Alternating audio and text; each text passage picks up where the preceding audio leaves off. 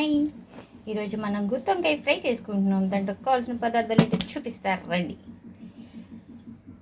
చూసారా, ఇవి ఏంటనుకుంటున్నారు? ఎండుమిరపకాయలు, కొబ్బరి, చిన్నుల్లిపాయ, జీలకర్ర, కరివేపాకు, పచ్చిపప్పు, మినపప్పు, శనక్కాయ గుళ్ళు. చక్కగా అన్నీ వేపుకోవాలి.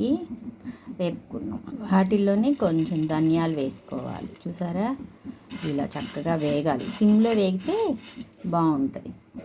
ఇలా కట్ చేసుకున్నాం కదా, ఇవి ఉప్పు నీళ్ళల్లో వేసుకొని ఇలా ఉప్పు రాసుకున్న వంకాయల్ని మనం ఏం చేస్తామో తెలుసా? డింగని తీసుకెళ్ళి వీటిని కాలే నూనెలో స్నానం చేపిస్తాం. చక్కగా స్నానం చేసి వస్తాయి. అప్పుడు మసాలా కూరవచ్చు. అన్నీ వేసేసి మిక్సీ పట్టేస్తున్నాం. చూడండి, ఉప్పు కూడా వేసేస్తా, రుచికి సరిపోను. చూసారా, ఇలా పొడి అయిపోయింది. బాగా మెత్తగా అయితే బాగోదండి. ఇలా కొంచెం అక్కడక్కడ ఏదన్నా పలుకు తగిలితేనే టేస్ట్. స్నానం చేసి నూనెలో బయటకు వచ్చిన వంకాయలు చూసారా, ఇవి చల్లార్చుకుందాం.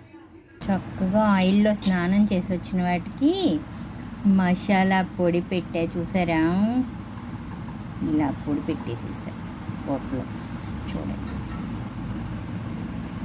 బండి పెట్టుకొని నూనె వేసుకొని కొంచెం పోపు దినుసులు వేసుకొని కాస్త అవి అలా అలా వేగాక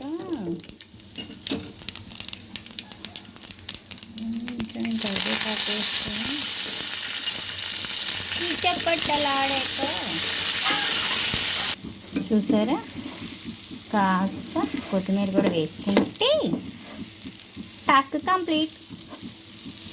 చూడండి, ఒక్క 2 నిమిషాలు మగ్గిపోతే మన గుమ్మలాడే గుత్తి వంకాయ రెడీ. బాయ్. కావాలంటే మీరు ఇలా ట్రై చేసుకోండి. నచ్చితే ఒక లైక్ ఇవ్వండి. ఓకేనా? Bye friends.